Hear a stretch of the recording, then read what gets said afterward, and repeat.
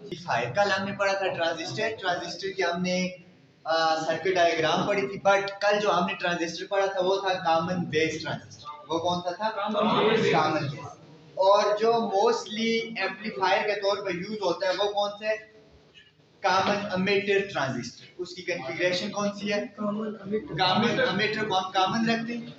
Emitter का terminal आगे connect होते हैं कलेक्टर के साथ भी और बेस के साथ।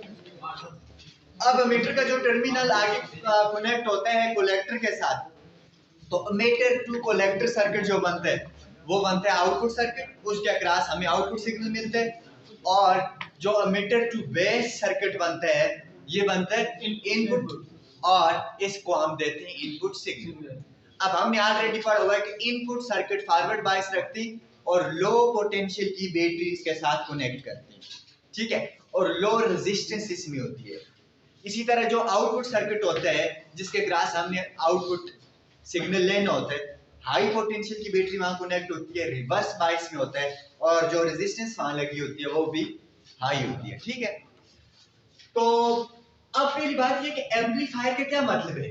ट्रांजिस्टर एज ए एम्पलीफायर, कि ट्रांजिस्टर तो डिवाइस है और ये एज ए एम्पलीफायर यूज होती है to amplify our given signal. हमारे गिवन सिग्नल को ये एम्पलीफाई करती है। अब नेक्स्ट क्वेश्चन होता है कि एम्पलीफाई करने का क्या मतलब? एम्पलीफाई करने का मतलब है, लेट्स सपोज हमने कोई सिग्नल दिया, लाइक माइक है, माइक पे आप जब सिग्नल देती तो लो एम्पलीट्यूड और लो एनर्जी का सिग्नल होता है, बट वही सिग्नल जब आगे स्पीकर से बाहर जाते हैं तो हाई मैग्नीट्यूड और हाई एनर्जी का होता है, बट सिग्नल में कोई चेंजिंग आई होती है कैरेक्टरिस्टिक में? नो, सिग्नल वही होते हैं और आप जो यहां से बात करते हो वही बात आगे जा रही होती है, बट विद एम्पलीफाई कैरेक्टरिस्टिक्स, कि उसकी जो मैग्नीट्यूड और एनर्जी है वो बढ़ जाती है, but frequency, time period etcetera ये सारी चीजें क्या रहती हैं? फेज कांस्टेंट रहता है, ये चेंज लाइक फेज चेंज होने का मतलब ये नहीं है कि जो हमारे पास आउटपुट सिग्नल आता है वो इनपुट सिग्नल के साथ इन फेज है, ठीक है, ये मतलब नहीं है। ये मतलब है कि जैसे हमारा इनपुट सिग्नल किसी खास एंगल से स्टार्ट हो रहा है ओमेगा टी प्लस फाइव से, तो वो भी इस तरह स्टार्ट होगा, बट फेज शिफ्ट आ सकता है, ठीक है। अच्छा, अब देखो सपोज करो कि आपके पास ये एक सिग्नल है इनपुट, ये कौन सा सिग्नल है? Input signal. ये इसका क्या है? यहां से यहां तक एम्पलीट्यूड, और ये मतलब यहां से यहां तक इसका क्या आ गया? टाइम पीरियड, ठीक है। अब जब हम ये सिग्नल देते हैं किसी भी इनपुट डिवाइस को, इनपुट डिवाइस का क्या मतलब है? या तो हम मतलब माइक के थ्रू देते हैं या कोई भी और डिवाइस आप यूज कर सकते हैं, ठीक है, उसको हम ये सिग्नल देते हैं, लेकिन ये सिग्नल बहुत लो एनर्जी का होता है। लाइक अगर साउंड सिग्नल है तो इसकी कितनी सी एनर्जी होगी? बहुत कम, जो बाय रोड तक नहीं जा सकती। अभी मैं यहाँ बोल रहा हूँ तो मेरी आवाज मैक्सिमम इस रूम में अच्छे से सुनाई देती है, दूसरे रूम में भी नहीं जा रही होगी, ठीक है, इतनी लो एनर्जी की है। अब यही सिग्नल जब अगर इसको हम एम्पलीफायर में से पास करें, लाइक ये अगर मैं यूज करूं एम्पलीफायर, तो एम्पलीफायर इस सिग्नल को क्या करेगा? एम्पलीफाई, और ये सिग्नल हो जाएगा यू एम्पलीफाई। लेकिन अब इसमें फर्क क्या होगा? इसका एम्पलीट्यूड ए था यहाँ, इसका एम्पलीट्यूड बहुत ज्यादा इंक्रीज हो जाएगा एज कंपेयर टू ये इसका एम्पलीट्यूड आएगा, और बाकी इसका जितना टाइम पीरियड था वही इसका होगा, जो इसकी फ्रीक्वेंसी थी वही इसकी होगी, बट इसकी जो इंटेंसिटी या एनर्जी थी दैट इज डायरेक्टली प्रोपोर्शनल वैसे स्केयर होती। अब इसका एक लेस है तो एनर्जी भी इसकी क्या होगी? लेस, लेकिन इसकी एनर्जी क्या होगी? बहुत ज्यादा, क्योंकि एम्पलीट्यूड बढ़ गया तो उसकी स्केयर से ये वेरी करेगी। मीन एम्पलीफिकेशन में दो चीजें हम एम्पलीफाई करते हैं, कौन कौन सी? एम्पलीट्यूड, तो एम्पलीट्यूड के एम्पलीफाई होने से अल्टीमेटली उसकी एनर्जी बढ़ जाती है, ठीक है। तो फिर ट्रांजिस्टर एज एम्पलीफायर का क्या फंक्शन है? It is used to amplify, देख क्या चीज एम्पलीफाई करती है? Amplitude, amplitude of given input signal as well as its energy, कि ये एम्पलीट्यूड और एनर्जी को एम्पलीफाई करता है, बट जो बेसिक कैरेक्टरिस्टिक है इसकी वो चेंज नहीं होती। ऐसा नहीं है कि आप यहाँ से आवाज दो, लाइक आप कह रहे हो कमाल इस्लाम और आगे स्पीकर से बाहर आवाज निकले नजीफ ऐसा नहीं होता, ठीक है। मीन जो आप सिग्नल दे रहे हो वही आगे जाएगा, बट विद एम्पलीफिकेशन फैक्टर। कोई जो आपका इनपुट सिग्नल होगा वो कुछ हद तक एम्पलीफाई हो चुका होगा, ठीक है। अच्छा, अब नेक्स्ट जो स्टेप है कि सिग्नल एम्पलीफाई कैसे होता है और कितना एम्पलीफाई हो सकता है, ठीक है। और एम्पलीफिकेशन फैक्टर हम कैसे निकालें, एम्पलीफिकेशन या gain input to output to input ratio, के करंट में कितना गेन हुआ, मीन करंट कितना एम्पलीफाई हुआ, वोल्टेज कितनी एम्पलीफाई हुई या बार कितनी एम्पलीफाई हुई। हमारे सिग्नल जो हम देते हैं उनमें ये तीन ही चीजें होती हैं, करंट, वोल्टेज और इन दोनों के मिलने से पावर बनती है, P is equal to V I या आई स्क्वायर आर या वी स्क्वायर बाय आर, जो आपने रिलेशन पढ़े हुए।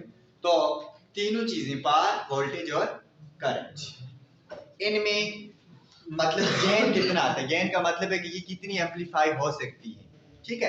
तो वो चीजें हमने यहां आज देखी। अब देखो मेन अपनी बेसिक्स जो है ये अपने माइंड में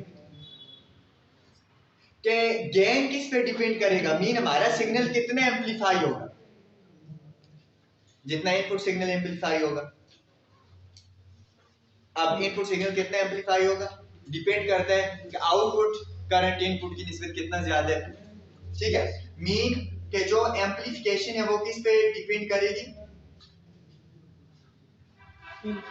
अगर हम सिर्फ करंट की बात करें कि करंट कितना एम्पलीफाई हो, करंट में अगर एम्पलीफिकेशन हमने देखनी है तो इनपुट सिग्नल हमने दिए वो एम्पलीफाई होगा। लेट्स सपोज कि आउटपुट हमें मिल रहा है आईसी, क्या मिल रहा है आईसी, तो amplification in input current, let's suppose input current क्या है आईबी, तो इस ये कितने एम्पलीफाई होगा ये डिपेंड करता है कि आईसी इससे कितना ज्यादा है, आईबी कितना एम्पलीफाई होगा किस पे डिपेंड करेगा, आईसी पे, कि आईसी कितना ज्यादा है। लेकिन मजे की बात आपको बताऊं कि आईसी भी हम मतलब ऐसा नहीं है कि आईसी किसी पे डिपेंड ही नहीं करता, क्या इनफाइनाइट हो जाएगा। आईसी जो बीच में हमने बेस रखी हुई है ना ट्रांजिस्टर में, आईसी बेस पे डिपेंड करता है, आईसी कितना ज्यादा हो सकता है ये बेस डिटरमाइन करेगा कि आईसी कितना ज्यादा हो सकता है, mean at the same time कितने चार्ज कैरियर गुजर सकते हैं आईसी, जो आईसी को कंट्रीब्यूट करेंगे, ये किस पर डिपेंड करेगा, बेस रीजन पे। अब बेस रीजन के किस चीज पे डिपेंड करेगा, अगर एनपीएन ट्रांजिस्टर है फ्री चार्जेस पे, तो एनपीएन पी आ गया बेस, तो पी में कौन से फ्री चार्ज कैरियर होते हैं, होल्स। इसका मतलब है बेस रीजन क्या है, होल्स पे डिपेंड करेगा आईसी। क्यों, क्योंकि बेस रीजन में जितने होल्स है वही डिटरमाइन करेंगे एट द सेम टाइम कितने चार्ज कैरियर यहां से पास हो सकते हैं। लेट्स सपोज ये आपका रूम है, ये दरवाजा लगा हो, ये डिटरमाइन करेगा एट द सेम टाइम कितने बच्चे इससे बाहर जा सकते हैं, 3 जा सकते हैं या 4।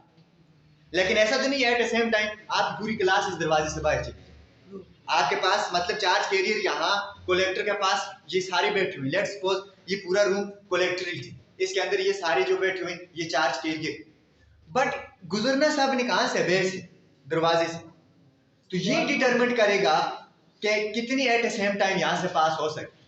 अगर दरवाजा छोटे एक एक पास होंगे तो करंट कम होगा, अगर दरवाजा बड़ा दो पास होंगे तो करंट थोड़ा ज्यादा, अगर 10 eight the same time pass हो सकती तो और ज्यादा। इट मींस आईसी की वैल्यू किस पे डिपेंड करेगी, बेस रीजन के नंबर ऑफ होल्स, तो उसमें होल्स कितनी, जितने ज्यादा होल्स होंगे इतना करंट ज्यादा होगा, क्लियर है। But in given number of holes के लिए जो करंट है मतलब एक पहले तो वो इंक्रीज होगा जब सारे चार्ज कैरियर गुजर जाएंगे तो सैचुरेट हो जाएगा, ठीक है। ऐसा नहीं है कि हमेशा आईसी बढ़ता रहेगा, ऐसा भी नहीं, एक खास वैल्यू तक बढ़ेगा उसके बाद नहीं बढ़ेगा, सैचुरेट हो जाएगा। क्लियर है? अच्छा, अब अगली बात ये है कि बेस रीजन में नंबर ऑफ होल्स को हम कैसे कम या ज्यादा कर सकते हैं। अगर बेस रीजन में नंबर ऑफ होल्स को हम बढ़ाएंगे, मतलब दरवाजा समझ लो, दरवाजे की हम विड्थ बढ़ा दें, पहले विड्थ इसकी कोई 2 मीटर अब 4 मीटर कर दें, तो number of charge carrier, number of students ज्यादा इसमें से पास हो सकते हैं, करंट बढ़ेगा। इसी तरह बेस रीजन में हम नंबर ऑफ होल्स को कैसे इंक्रीज कर सकते हैं। हाँ देखो, बेस रीजन को आयोनाइज करने वाली बैटरी कौन सी है? पॉजिटिव टर्मिनल किससे कनेक्टेड होगा?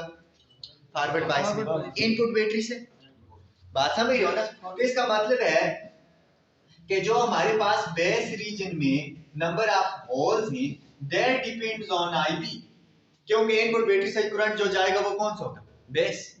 तो आईबी जितना ज्यादा देंगे इतने वहां नंबर ऑफ होल्स ज्यादा बनेंगे, जितने नंबर ऑफ होल्स ज्यादा बनेंगे उन होल्स के लिए आईसी की एक स्पेसिफिक वैल्यू होगी, और आईसी आईबी की निस्बत कितना ज्यादा है ये हमें ये बताएगा कि गेन इन करंट कितना होगा, मतलब हमारा आउटपुट सिग्नल इनपुट की निस्बत कितना एम्पलीफाई होगी। क्लियर है?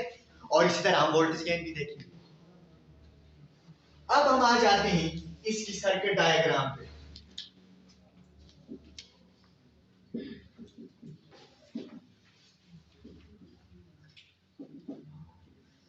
देखो सर्किट डायग्राम में सबसे पहले हमने कौन सा ट्रांजिस्टर लेने, कॉन्फ़िगरेशन उसकी क्या है?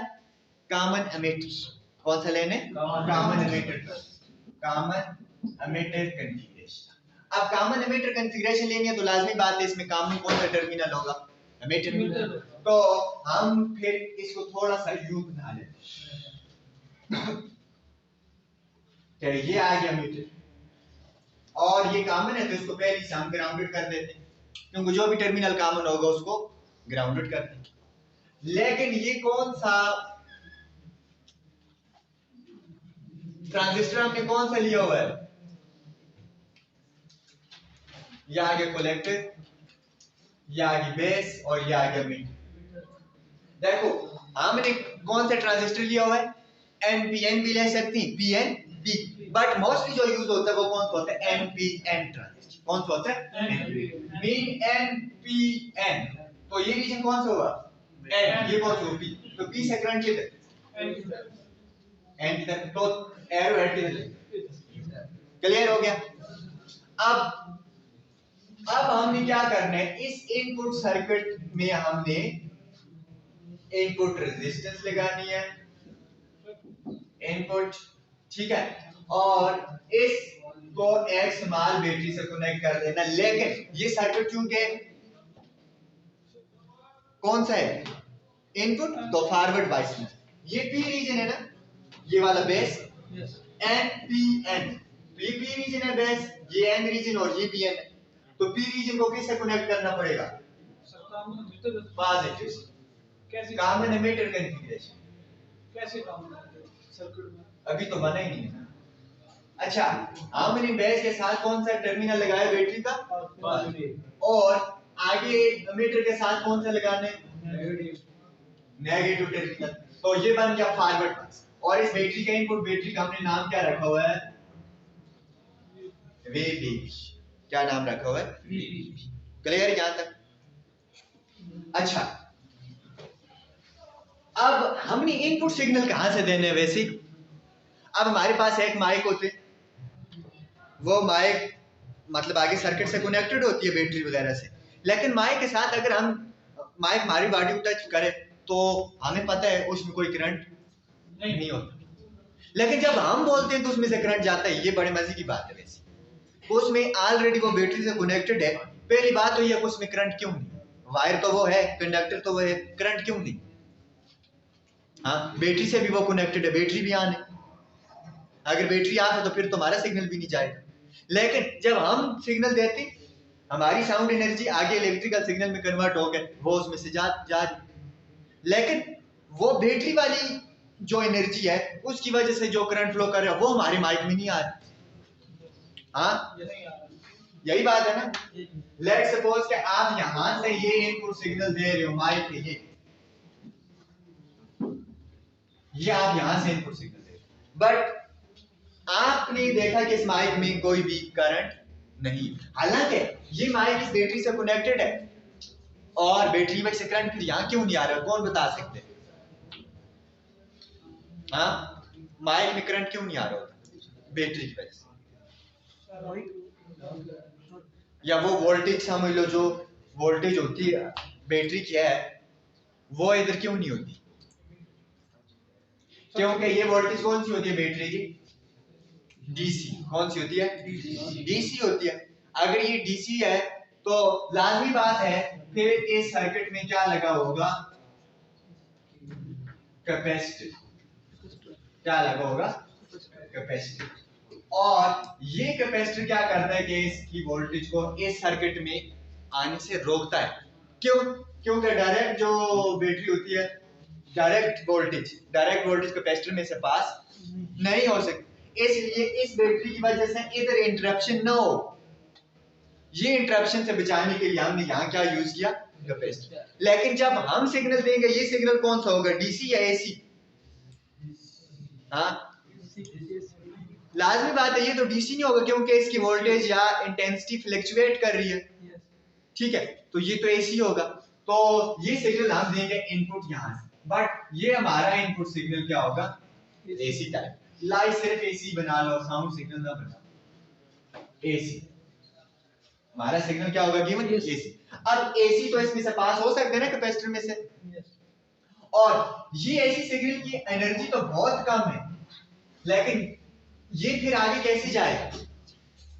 ये बैटरी है डायरेक्ट वोल्टेज, ये कौन सी है? डायरेक्ट। और अब ये इधर तो नहीं आ सकता, लेकिन ये हमारा सिग्नल इस कैपेसिटर में से पास हो, और आगे ये सिग्नल, इस सिग्नल को ये बैटरी की वोल्टेज बूस्ट अप कर देगी, ठीक है। ये इससे जब मैच करेगा, सुपरपोज होंगे दोनों सिग्नल, इस बैटरी का और ये, तो ये थोड़ा सा एनर्जी इसकी इंक्रीज हो जाएगी, वरना हमारी गिवन सिग्नल की एनर्जी इतनी नहीं है कि वो इस बैरियर को तोड़ दे, बेस 2 मीटर बैरियर को तोड़ दे, इतनी एनर्जी नहीं है। बट ये बैटरी की एनर्जी साथ मिलेगी हमारी इनपुट सिग्नल के साथ, और फिर वो सिग्नल जाएगा और ये बैरियर टूटेगा और आगे जाएगा, क्लियर है। लेकिन यहां सिग्नल जब ओरिजिनल बैटरी का कौन सा है? डायरेक्ट। ये हमने कौन सा दिया?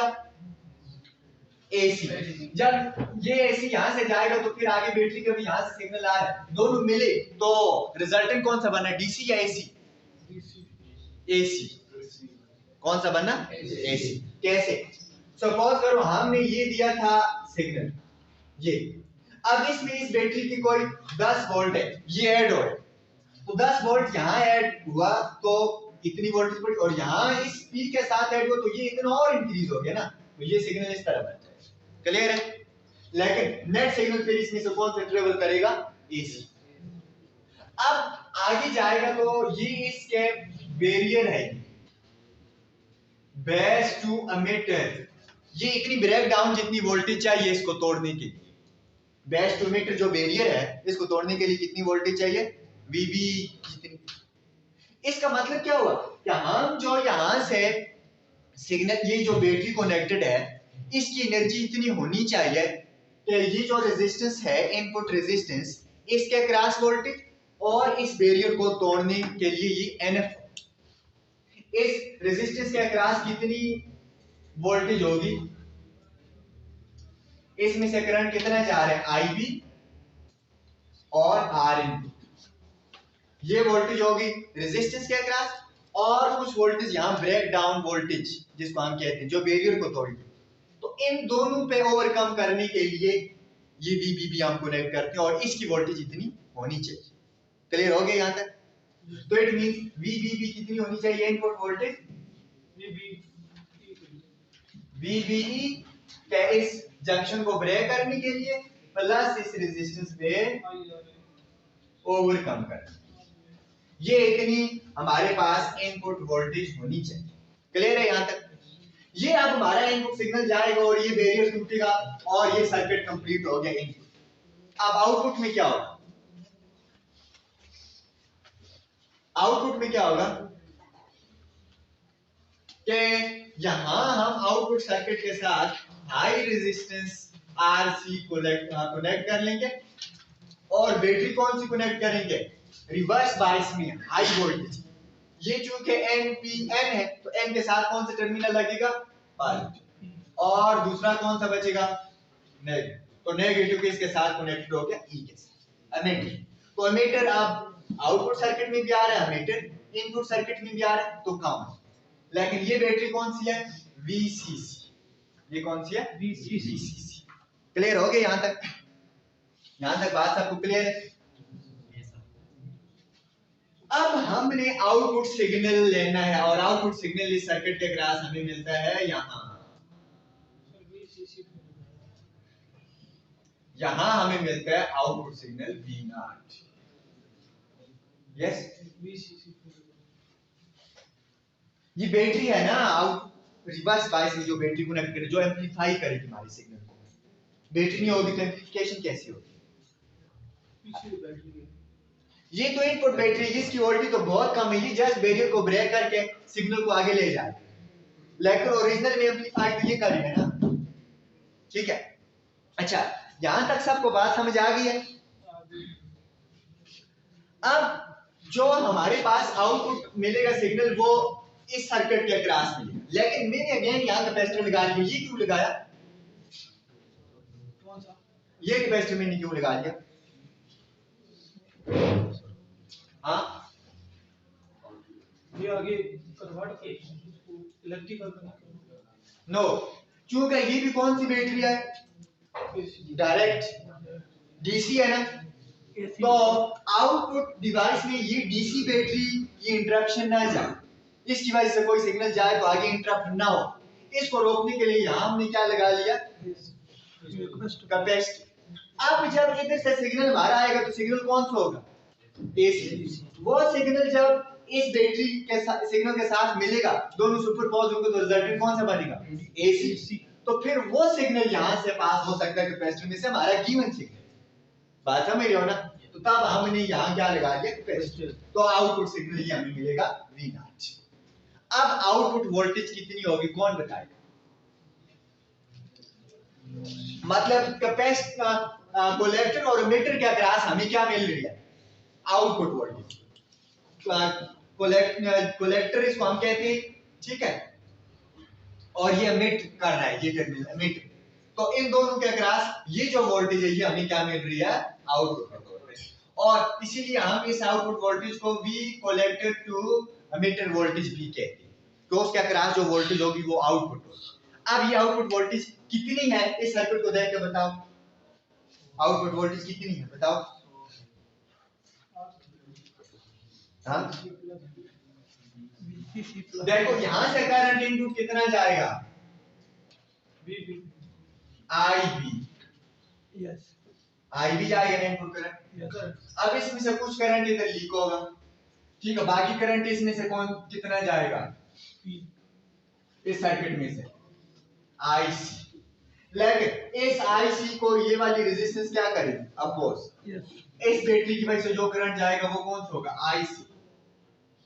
अब ये कन्वेंशनल डायरेक्शन में नहीं है बात। इसके अक्रॉस यहां वोल्टेज कितनी होगी, इस रेजिस्टेंस के across, V is equal to IR। अब I इसमें से कितना पास हो रहा है, IC। R कितनी, RC, तो कितना हो जाएगा, IC। ये वोल्टेज होगी रेजिस्टेंस के अक्रॉस और VCC ऑलरेडी वोल्टेज। लेकिन ये और ये दोनों एक दूसरे को क्या कर रहे हैं, अपोज।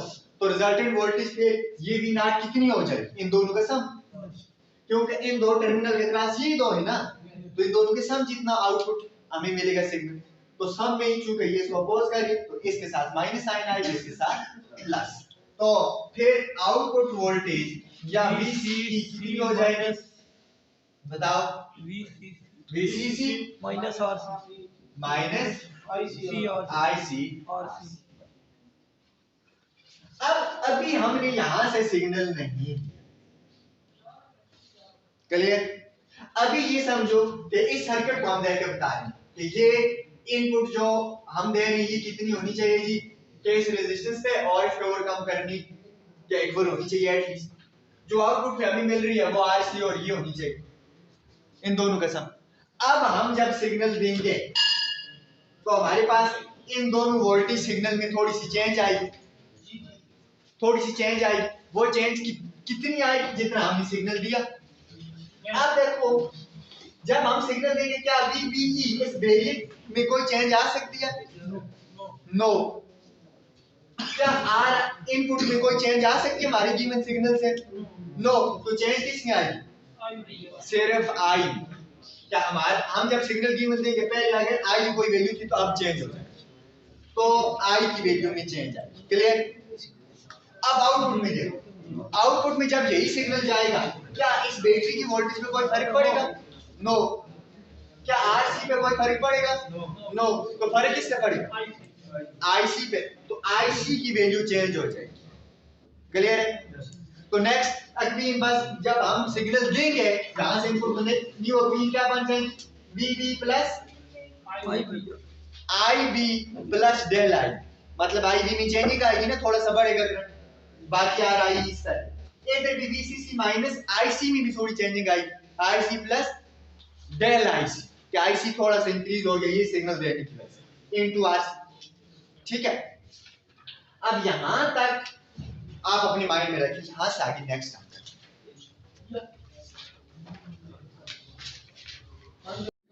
अच्छा अब देखिए, अगर ये सर्किट मतलब अभी इनपुट सिग्नल हमने नहीं दिया, हमने सारा सर्किट ऑन करके रखा है, माइक हमने हाथ में लिया, हमने अभी कोई साउंड सिग्नल दिया नहीं, तो क्या साउंड सिग्नल दिए बिना वो सर्किट सारा उस वक्त ऑन कंडीशन में होगा ना, या ऑफ कंडीशन में होगा? ऑन कंडीशन में होगा। ऑन है तभी आप जो भी बोलते हो तो फौरन वो आगे एम्पलीफाई होगा, आपको मिलता है। लेकिन ये सिग्नल अभी आपने सपोज करो इनपुट अभी नहीं दिया यहाँ से, तो इस सर्किट की कॉन्फ़िगरेशन ऐसी होगी कि इनपुट वोल्टेज ये इतनी होगी, आउटपुट वोल्टेज उस वक्त एस्टेब्लिश कितनी होगी? V not VCC minus IC RC। अब इसके बाद आपने माइक लिया और इसके बाद आपने कोई भी साउंड सिग्नल दिया, ठीक है? आप जो ही साउंड सिग्नल देते हो, आपका साउंड सिग्नल किस में होता है? AC में। लाइक आप यहाँ से साउंड सिग्नल देते हो माइक के थ्रू, लेट्स सपोज ये छोटा सा साउंड सिग्नल आपने यहाँ से सप्लाई किया, जो ही आपने साउंड सिग्नल सप्लाई किया लाइक हेलो, तो ये साउंड सिग्नल कुछ ना कुछ एनर्जी तो रखता है, ये यहाँ कैपेसिटर में से आगे आ सकता है। क्यों? क्योंकि ये एसी की नेचर है और ये आगे इस बैटरी के सिग्नल से मिलेगा, सुपरपोज होंगे, नेट हमारे पास सिग्नल बन जाएगा। क्या वो बीबी जितना होगा जो सिग्नल देने से पहले वोल्टेज स्टेबलिश थी, या इससे चेंज हो जाएगा। देखिए बीबी जितनी एनर्जी तो समझ लीजिए सिग्नल देने से पहले थी, अब हमने sound energy mean sound signal दिया, उसकी भी कुछ एनर्जी है, दोनों जब मिलेंगी तो नेट जो सिग्नल यहाँ से पास अब होगा वो पहले की निस्बत चेंज हो जाएगा। अब देखो पहले ये था VBB is equal to VBE plus IB RB। अब VBE ये तो बैरियर की वोल्टेज है ना, इसका साउंड सिग्नल से कोई लेना देना नहीं है, तो साउंड सिग्नल के जाने से इस पे कोई फर्क नहीं पड़े। RB ये इनपुट रेजिस्टेंस है, तो साउंड सिग्नल है नहीं है, रेजिस्टर को क्या लेना देना साउंड सिग्नल से, कोई फर्क नहीं पड़ेगा। लेकिन IB जो करंट है ये तो एनर्जी पे डिपेंड करता है ना, ठीक है? मीन क्या अब जो ही साउंड सिग्नल हमने दिया तो पहले अगर IB जा रहा था, साउंड सिग्नल की वजह से अब इसमें चेंजिंग आ जाए, ये इंक्रीज हो जाए, ठीक है? सपोज करो कि हमने जो सिग्नल यहां से दिया उसकी वजह से डेल IB जितनी वैल्यू इंक्रीज हो, तो न्यू अगली फिर क्या बन जाएगी हमारे पास सिग्नल देने के बाद? हाँ, आफ्टर सप्लाइंग इनपुट सिग्नल, तो हमारे पास मीन क्या बन जाएगी? V1 VBB पहले थी, अब इसमें कुछ और एनर्जी साउंड सिग्नल की ऐड होगी तो नेट इंक्रीज होगी ना। सपोज VBB चेंज होगा, बन गई VBB प्लस डेल V। ये डेल VBB क्या है कि इतनी वोल्टेज का सिग्नल हम नहीं दिया, इनपुट जो सिग्नल हमने दिया कितनी वोल्टेज के, ये डेल V, ये किसके इक्वल फिर हो जाएगी? इज इक्वल टू VBE, इस पे तो कोई फर्क नहीं पड़ेगा, प्लस फर्क किस पे पड़ेगा? करंट पे। जो करंट था पहले तो IB था इस बैटरी की वजह से, अब हमने जो सिग्नल दिया उसकी वजह से सपोज करो डेल IB जितना इंक्रीमेंट आई तो वो इसमें ऐड हो जाएगा डेल आई बी इनटू ये रेजिस्टेंस एज इट इज रहेगी, चाहे हम इनपुट सिग्नल दें या ना, इस पे कोई फर्क नहीं पड़ना। तो रेजिस्टेंस इनपुट ऐसी, इसको आप इक्वेशन कह दो। क्लियर? अब देखो कि ये जो ये आई बी चेंज हुआ, तो आई बी के चेंज होने से कौन चेंज होगा? आईसी, क्योंकि हमने ऑलरेडी पढ़ा हुआ है। शॉर्टकट देख लो कि हमने क्या पढ़ा हुआ है कि output current IC to input current IB is equal to beta. कितने टाइम करंट एम्पलीफाई हो जाता है? आईसी। तो यहां से आईसी निकालो तो किसके इक्वल हो जाएगा? Beta time IB. कि जितना हम बीटा बढ़ाएंगे इतना आईसी क्या हो जाएगा? इंक्रीज होगा। तो इट मींस यहां इनपुट करंट बढ़ रहा है, तो इनपुट करंट ये बेस करंट है, तो इनपुट करंट के बढ़ने की वजह से आईसी की वैल्यू क्या हो जाएगी? इंक्रीज होगी। अब फिर आउटपुट जो वोल्टेज हमें वी नॉट पहले मिल रही थी, क्या अब ये इतनी रहेगी या इसमें भी कुछ चेंजिंग आई? चेंजिंग आई, क्योंकि पहले सिग्नल नहीं दिया था तो वी नॉट थी, अब सिग्नल भी दिया हुआ है तो V naught plus some increment I. Suppose वो डेल वी नॉट, वो कितनी है? Del V naught. तो फिर इक्वेशन 2 हमारे पास क्या बन जाएगी? V naught plus del V naught. Del V naught क्या है? कि आउटपुट सिग्नल में जब हमने सिग्नल दिया चेंज कितना है, ठीक है, तो del V naught is equal to ये वीसीसी है बैटरी की वोल्टेज, तो ये एज इट इज रहेगी VCC minus IC. IC signal देने से पहले का करंट, जो ही हमने सिग्नल दिया तो आईबी चेंज हुआ, आईबी के चेंज होने की वजह से IC. Let's suppose IB del IB जितना चेंज हुआ तो आईसी कितना चेंज हो जाएगा? Del IC. तो टोटल करंट पे कितना बन जाएगा? Plus del IC into RC. RC पे कोई फर्क नहीं पड़ता। इसको इक्वेशन कह दो बी। देखो हमने क्या चीज चेक करनी कि हमने ये चीज चेक करनी है कि सपोज हमने ये जो सिग्नल दिया ये था डेल वी इनपुट। कितना सिग्नल हमने दिया? हेलो के सपोज डेल वी इनपुट जितना था या डेल वी बी बी जितना था ये, और ये सिग्नल जब हमें आउटपुट यहां मिल रहा है आउटपुट की फॉर्म में, तो कितना मिल रहा है? Del V naught. हमने ये देखना है कि डेल वी बी बी या डेल वी इनपुट जो सिग्नल हमने दिया वो आउटपुट में डेल वी नॉट जितना हो गया, तो डेल वी नॉट फिर डेल वी बी बी से कितना बड़ा, कितना एम्पलीफाई होगी। ठीक है, मतलब जिस तरह हमने यहां देखा कि आईसी आईबी से कितना ज्यादा एम्पलीफाइड है, तो हमने कहा बीटा टाइम, और ये बीटा की कोई वैल्यू किसमें है? हंड्रेड्स में। ठीक है ना? तो यहां भी हमने ये देखना है, हमने सिग्नल ये दिया, आगे मिला ये, तो ये जो हमें मिल रहा है सिग्नल, ये जो हमने सिग्नल दिया इसकी निस्बत कितना एम्पलीफाइड है, मतलब गेन देखने या एम्पलीफिकेशन फैक्टर देखने कि कितने टाइम्स एम्पलीफाई हो गया। तो उसके लिए फिर साथ ये वाली बी बी ए या बी सी सी ये चाहिए? ये नहीं चाहिए ना हमें। हमें तो सिर्फ ये देखना है कि ये सिग्नल एम्पलीफाई हो गया, ये बन गया, तो इसका मतलब है ये इससे कितना ज्यादा है, इसकी वैल्यू कितनी ग्रेटर है। तो फिर वी बी बी और वी नॉट को हमने क्या करना है? खत्म। सिर्फ इन दो की वैल्यू निकालने के लिए वी बी बी और वी नॉट को क्या करना पड़ेगा? कहीं खत्म करना पड़ेगा तभी उनकी वैल्यू आएगी। आप बताओ कैसे खत्म करें इन दो को? देखो हमें वैल्यू सिर्फ चाहिए किसकी? वी बी बी और डेल वी बी बी और डेल वी नॉट। तो वी बी बी और वी नॉट को हमने खत्म करना, तो कैसे करें? हम इस इक्वेशन 1 में से अगर इस इक्वेशन ए में से अगर 1 को माइनस करें तो V B B minus V B B क्या हो जाएगा? कैंसिल। तो बचेगा कौन सा? Del V B. तो ये हमें चाहिए, बात समझ रहे ना? इसी तरह ये इक्वेशन बी है, इक्वेशन बी में से 2 को माइनस कर तो V naught minus V naught खत्म, बचेगा क्या? Del V naught. तो ये हमें चाहिए, तो इन दोनों को फिर डिवाइड करके हम देख लेंगे कौन कितना ग्रेटर है। क्लियर? तो अब हम यहां क्या करेंगे फिर?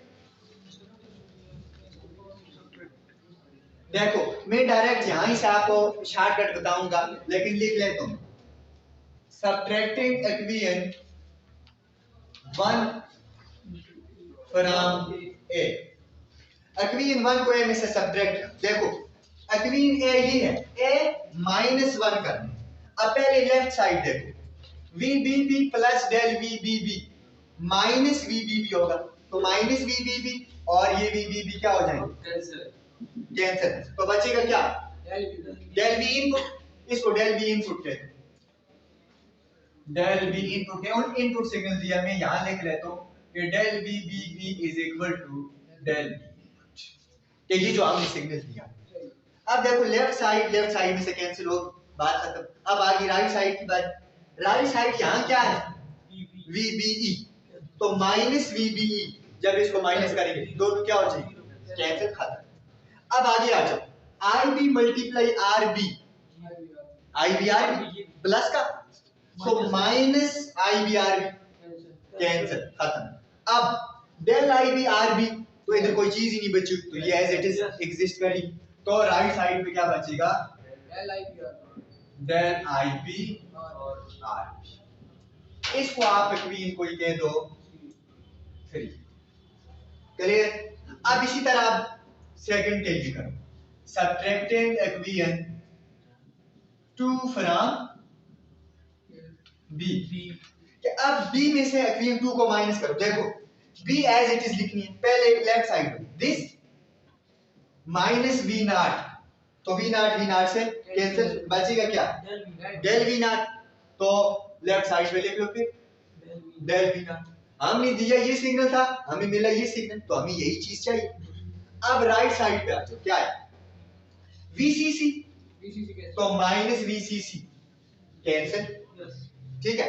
अब इस पे आ जाओ, माइनस ICRC, तो ये माइनस है ना, जब सब्ट्रैक्ट करेंगे तो माइनस माइनस ये क्या हो जाएगा? प्लस, तो माइनस ICRC प्लस ICRC क्या हो जाएगा?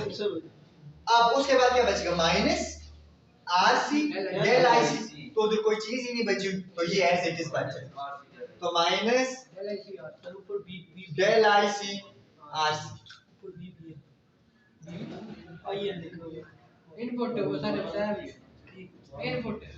अच्छा डेल IC RC, ये आपके पास आ गई क्वीन नंबर 4। अब देखो हमारे पास इनपुट सिग्नल ये है जो हमने दिया वो इतना है, ठीक है, माइक के थ्रू। आउटपुट सिग्नल हमें ये मिल रहा है जो इतना है। अब हम ये देखते हैं कि आउटपुट सिग्नल इनपुट से कितना ग्रेटर है, तो क्या करना पड़ेगा? रेशियो देखनी पड़ेगी। तो ले लो रेशियो। रेशियो का मतलब ये है जो हमें बताएगा कि ये आउटपुट सिग्नल इनपुट की निस्बत कितना ग्रेटर है, इसको हम कहते हैं गेन ऑफ वोल्टेज। क्या वोल्टेज की फॉर्म में कितना गेन, जैसे करंट की फॉर्म में कितना गेन हुआ है? बीटा, तो वोल्टेज की फॉर्म में गेन कितना होगा? Output signal divided by input signal कर लो, गेन आ जाएगा। तो फिर यहां हम कैसे लिखें? गेन ऑफ वोल्टेज सिग्नल किस इक्वल हो जाएगा? Output signal divided by input signal. तो ये किस इक्वल आ जाएगा? आउटपुट सिग्नल अब कितना है हमारे पास? Output signal minus IC RC divided by input signal del IB। अब एक चीज आपने ऑलरेडी देखी हुई है, IC output current to IB input current, output current to input current की रेशियो क्या होती है? गेन इन करंट बीटा, ठीक है। तो यहां वैल्यू पुट कर लो, तो आपके पास फिर गेन इन वोल्टेज क्या आ जाएगी? Del V input is equal to minus, अब del IC output current to input current, output current to input current beta times होता है इनटू RC बाय RB। इसका मतलब है ये हमारे पास आ रहा है output signal in term of voltage कितना ज्यादा होगा कि इनपुट सिग्नल की निस्बत beta times of RC to RB होगा। लाइक अगर ये 100 टाइम इंक्रीज होता है करंट, तो ये 300 400 टाइम इंक्रीज होगा, 500। क्यों? क्योंकि बीटा अगर 100 में है तो RC भी RB से ग्रेटर है, इसकी भी तो कुछ वैल्यू आई, कुछ फैक्टर इसका भी आया, वो इसके साथ मल्टीप्लाई होगा। इट मींस वोल्टेज करंट की निस्बत ज्यादा गेन कर, वोल्टेज सिग्नल ज्यादा एम्पलीफाई। क्लियर है? अब इसमें एक चीज मजे की है, ये माइनस साइन की, ये माइनस साइन क्या शो, हाँ देखो ये पूरा फैक्टर शो करता है हंड्रेड्स इनटू सम वैल्यू, कि hundreds time output voltage input से ग्रेटर है, 300 400 500, ठीक है। लेकिन ये माइनस साइन क्या बताता है कि आउटपुट वोल्टेज इनपुट वोल्टेज के उलट, ऑपोजिट, रिवर्स। अब इसका क्या मतलब है कि इनपुट वोल्टेज, अगर इनपुट सिग्नल आपने दिया था इधर जा रहा था उसकी वजह से करंट, तो आउटपुट सिग्नल में वो करंट किधर जा रहा होगा, इस साइड। अब स्पीकर में करंट इधर जाए तो भी उसने एनर्जी पार लेनी है उसने जस्ट ना, या इधर जाए कोई फर्क नहीं पड़ता, ठीक है। तो सिग्नल फेज शिफ्ट बेशक 180 का आ जाए, बट आउटपुट जो कैरेक्टरिस्टिक की सिग्नल की वो सेम रहे। लाइक आप जो कहोगे वही आगे स्पीकर भी कहेगा। कभी ऐसा नहीं होगा कि आप कहो बाबा आगे से आवाज आए मम्मा, ऐसा होगा नहीं होगा। आप कहोगे बाबा तो आगे स्पीकर ही बोलेगा बाबा, ठीक है। क्यों? क्योंकि जो कैरेक्टरिस्टिक्स है वही रहेगी सिग्नल की। बट फेज शिफ्ट आ जाता है, फेज शिफ्ट का सिर्फ इतना मतलब है करंट अगर इधर जा रहा है तो आउटपुट में इधर, ठीक है। तो वो क्यों होता है, फेज शिफ्ट क्यों आता है? क्योंकि ये जो सर्किट हमारा ये reverse input circuit forward bias में एक्ट करता है, ठीक है। और आउटपुट सर्किट कैसे ऑपरेट होता है, रिवर्स बायस में। आउटपुट सर्किट अगर रिवर्स बायस में एक्ट करता है तो रिवर्स बायस में बायसिंग क्या हो जाती है, ऑपोजिट, और ये किस में हमेशा एक्ट करता है, फॉरवर्ड। इसलिए इनपुट सिग्नल से आउटपुट सिग्नल हमेशा फेज 180 या फेज शिफ्ट पे होगा। लाइक अगर आप इनपुट सिग्नल दे रहे हैं ये, ठीक है, ये आ गया आपके इनपुट सिग्नल, और आपको आउटपुट सिग्नल मिलेगा इसी के अक्रॉस, ये इतना एम्पलीफाइड है। लाइक इसका एम्पलीट्यूड था 8, तो इसका एम्पलीट्यूड इतना ज्यादा बढ़, बट एक दूसरे के साथ ये फेज शिफ्ट कितना आ रहा है, 180 का, रिवर्स होंगे। इनपुट सिग्नल में जब करंट इधर जा रहा है सपोज पॉजिटिव डायरेक्शन में, तो आउटपुट में उस वक्त करंट नेगेटिव की वजह से किधर जा रहा है, ऑपोजिट। क्लियर है? अच्छा, नेक्स्ट आ जाता है, पहली बात है कि करंट गेन आपको पता होना चाहिए, करंट गेन कितने हैं, फिर वोल्टेज गेन, तो वोल्टेज का सिग्नल रिवर्स क्यों आता है ये भी पता होना चाहिए। और उसके बाद थर्ड वन आता है पावर गेन। थर्ड वन क्या आता है, पावर गेन। अब पावर किसके इक्वल होती है,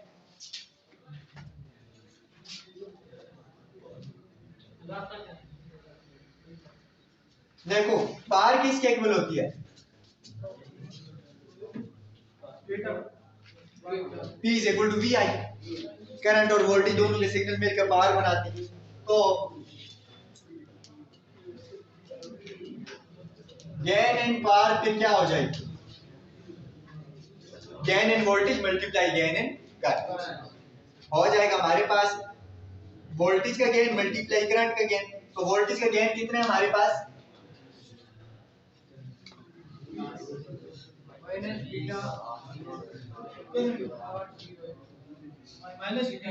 वोल्टेज का गेन है beta time of something, current का गेन भी है बीटा टाइम्स, तो पावर का गेन कितना हो जाएगा, beta square time R C by R. या इसको आप ऐसी भी ले सकते हो कि पावर क्या होती है, आई स्क्वायर आर, आर पावर क्या होती है, वी स्क्वायर बाय।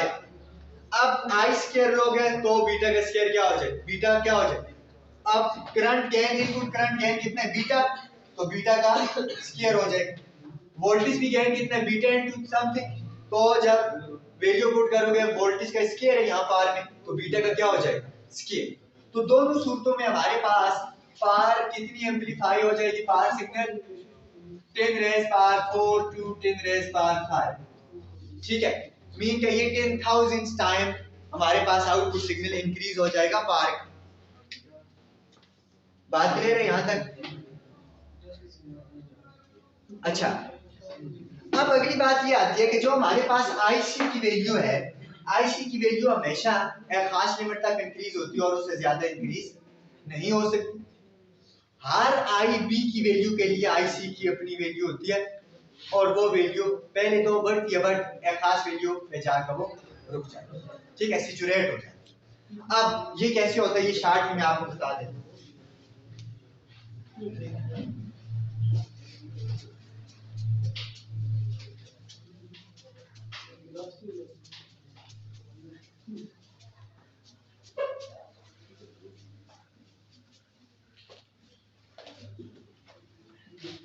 देखो हमारे पास ये आगे तीन रीजन, लाइक एमिटर, बेस और कलेक्टर। ये आ गया एमिटर, ये आ गई बेस और ये। अब यहां एक रीजन आएगा एनपीएन ट्रांजिस्टर, अगर एनपीएन तो इलेक्ट्रॉन यहां से यहां जब करेंगे तो इलेक्ट्रिक फील्ड ये बेरियर में स्टेब्लिश होगा। और यहाँ दूसरा रीजन आएगा, इलेक्ट्रॉन यहां से इधर आएंगे तो इलेक्ट्रॉन यहां से इधर आएंगे तो इलेक्ट्रिक फील्ड यूं एस्टेब्लिश होगा, क्योंकि इधर इलेक्ट्रॉन ज्यादा होते इधर इलेक्ट्रॉन की डिफिशिएंसी। अब यहाँ इलेक्ट्रॉन यहां से यहां जब करेंगे तो इधर पॉजिटिव चार्ज इधर नेगेटिव, तो पॉजिटिव टू नेगेटिव हमारे पास इलेक्ट्रिक फील्ड एस्टेब्लिश, ये दो बेरियर। अब एमिटर को हमने कॉमन रखने, ठीक है, एमिटर टू बेस जंक्शन हमारे पास क्या होगा, एमिटर टू बेस जंक्शन, ये हमारे पास होगा इनपुट और ये होगा फॉरवर्ड बायस। क्लियर है, एमिटर और बेस इनपुट सिग्नल हम इसका क्रॉस देंगे, ये होगा forward bias, like positive P से कनेक्टेड है और नेगेटिव एन से। अब कलेक्टर टू एमिटर ये वाला जंक्शन क्या होगा, आरसी और यहां बैटरी हमने कौन सी लगानी है, हाई वोल्टेज वाली, पॉजिटिव और नेगेटिव। तो ये एमिटर टू कलेक्टर जो हमारे पास सर्किट आ रहा है ये कौन सा होगा, रिवर्स बायस। लेकिन अब देखो इनपुट जो हम यहां से वोल्टेज देंगे, ये आ गया आरबी, तो ये वोल्टेज इस बैरियर को तोड़ देगी, ठीक है, इस बैरियर को आप कर दो खत्म और ये बैरियर थोड़ा सा इंक्रीज हो जाएगा रिवर्स बायस होने की वजह से। लेकिन ये वाला रीजन जो बीच वाला है समझ लो ये बेस। अब सपोज करो कि बेस में यहां हंड्रेड्स होल या 1000 होल्स या 100 होल्स, बेस में फ्री होल्स कितने मौजूद है, 100। और इधर कलेक्टर के पास यहां माइनॉरिटी चार्जेस कौन से हैं, इस डायरेक्शन में कौन सी चीज आ सकती है, in the direction of field positive holes, minority charges के पास कौन से, ठीक। और इधर से इलेक्ट्रॉन जो इधर आए वो इलेक्ट्रॉन तो इधर जा सकते हैं, इलेक्ट्रॉन को छोड़ा कन्वेंशनल डायरेक्शन में सिर्फ कौन से होल मूव करेंगे, होल की बात करें। सपोज करो कि ये होल्स इसके 100 फ्री होल्स, इसके पास इधर कोई 10,000 होल्स कलेक्टर के पास, क्या वो 10,000 के 10,000 एट द सेम टाइम यहां से आगे आ सकते, नो, क्योंकि आगे जगह ही कितनी थी 100, तो it means eight the same time सिर्फ कितने आ सकते 100। तो इस सपोज करो कि वो आई बी की वैल्यू जिसके लिए यहाँ 100 होल्स है उसके लिए एक स्पेसिफिक आईसी की वैल्यू एस्टेब्लिश हो जाएगी जो 100 होल्स पर सेकंड सपोज करो फ्लो होने की वजह से बन रहे हैं। लेकिन लेट्स सपोज कि यहाँ हम वोल्टेज थोड़ी बढ़ाते हैं, आईबी वोल्टेज बढ़ाते हैं तो आईबी बढ़ेगा, आईबी बढ़ेगा तो इस रीजन को और आयोनाइज करेगा, जो इस रीजन को आयोनाइज करेगा तो यहाँ और इलेक्ट्रॉन और होल्स क्रिएट होंगे। सपोज करो हमने अब करंट बढ़ा के आईबी प्राइम कर, आईबी प्राइम करने से यहाँ कितने होल जनरेट हो गए 120 होल, तो अब कितने होल यहाँ से पर सेकंड इधर आ सकते 120। अब ये जो करंट एस्टेब्लिश होगा आईसी, लेट्स सपोज वो आईसी प्राइम हो और वो आईसी प्राइम कितना होगा जो 120 होल पर सेकंड मूव करने की वजह से यहाँ एस्टेब्लिश हो रहे हैं, लेकिन इसकी वैल्यू भी कांस्टेंट है, ठीक है। कि 120 से इंक्रीज नहीं कर सकते, और इस आईसी की वैल्यू भी कांस्टेंट रहेगी कि 100 से ज्यादा इंक्रीज नहीं होगी। इट मींस जब तक हम आईबी को चेंज नहीं करेंगे, जो एस्टेब्लिश्ड आईसी की वैल्यू है वो कभी भी चेंज नहीं होगी। जब हम आईबी को चेंज करेंगे तो आईसी की वैल्यू भी चेंज होगी। बात समझ गए? और उसको कंट्रोल कौन करेगा?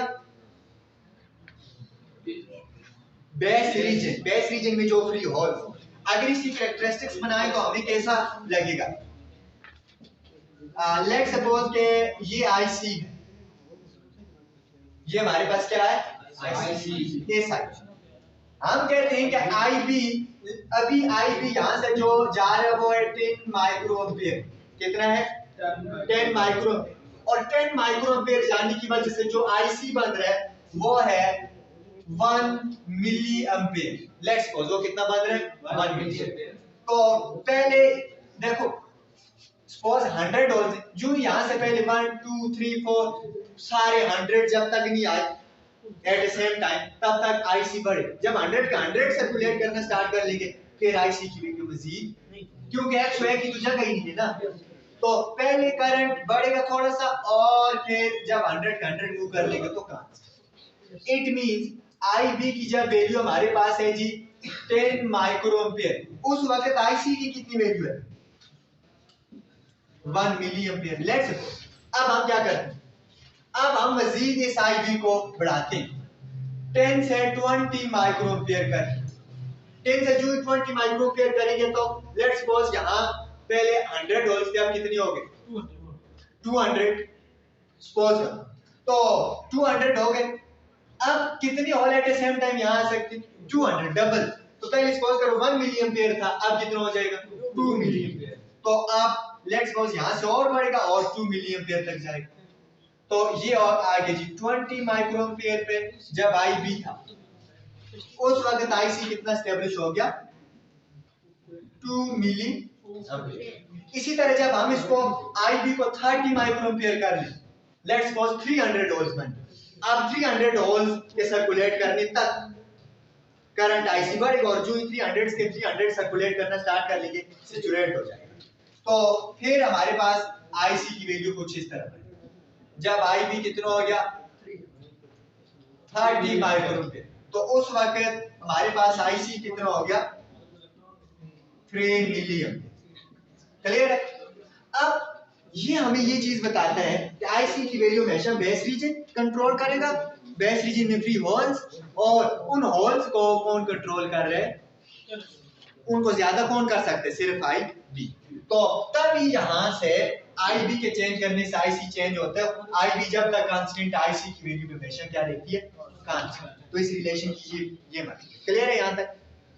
अच्छा, तो ये टॉपिक यहां ही तक है, आई थिंक सो।